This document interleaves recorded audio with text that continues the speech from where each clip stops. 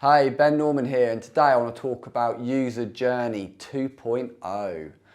Now, if you're not familiar with user journeys, which you should be, it is looking at the typical pathways that a user will follow or flow down in order to get to buying your product and where they go after. Now, most people start their user journey at the searches directly before the purchase. So let's take my typical favourite, which is we own a blinds company. Somebody is searching for buy blinds or Venetian blinds or wooden blinds, conservatory blinds, roller blinds, whatever their particular flavour of blinds might be.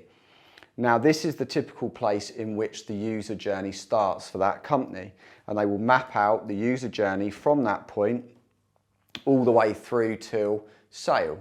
If you're lucky, some people will look at it from the point of sale and look at retention and how do we upsell, when do they need more blinds or how can we sell them something else, example.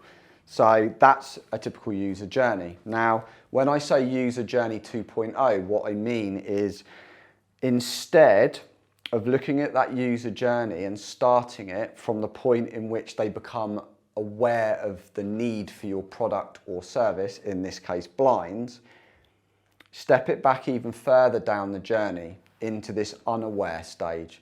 So rather than your prospect being aware of a need for your product or service, how far back can you go? What are the pathways before that, just before they reach that aware stage? So in the unaware stage, what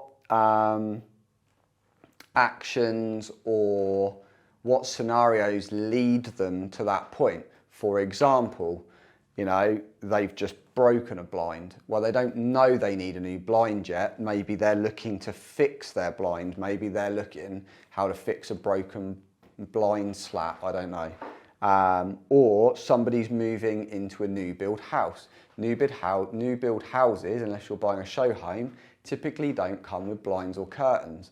Now, when somebody's looking at buying a new build house, they're not straight away aware that they need blinds. At some point in the planning out the moving into their house, they become aware.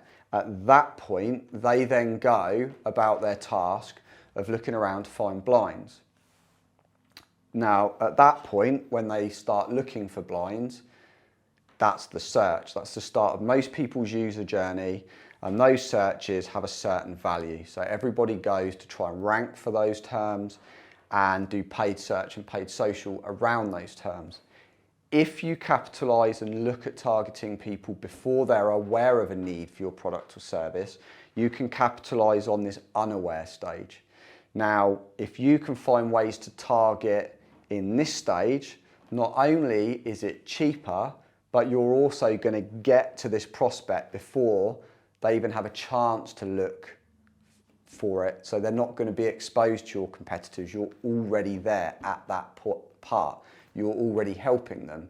So at the point they become aware that they need blinds, you're there. Now, that might be, you've done a post on 10 common ways to fix your broken blinds. Now, as well as I do, the chances of you being able to fix those blinds is pretty slim.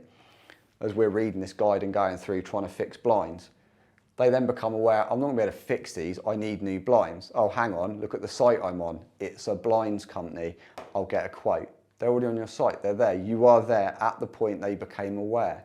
If someone's buying a new house, you're not doing what the other blinds companies are typically doing and doing a guide for measuring up for your new blinds or how to pick your new blinds at the point they become aware. You're the blinds company that are doing the 50 things you need to be aware of when buying your new home. And you include other things which helps you leverage different relationships with different people, like different vendors, suppliers, but also you're there, also, by the way, you need blinds and here's a 10% discount code. You're there at the point they become aware for a need of your product service. So next time you're looking at your user journeying or you're updating it, or you've currently got one you're reviewing, have a look at where your typical user journey starts.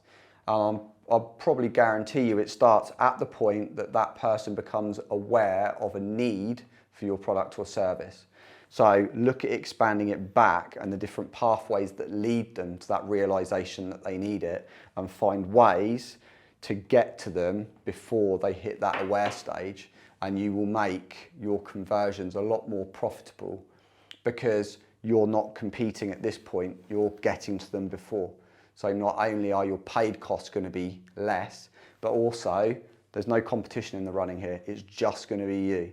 So check out your user journey, see if you can bolt this on and use it. Are you already looking at the unaware stage and trying to market within that, or is this something new to you? I'd love to know. Hit me up in the comments below and let me know.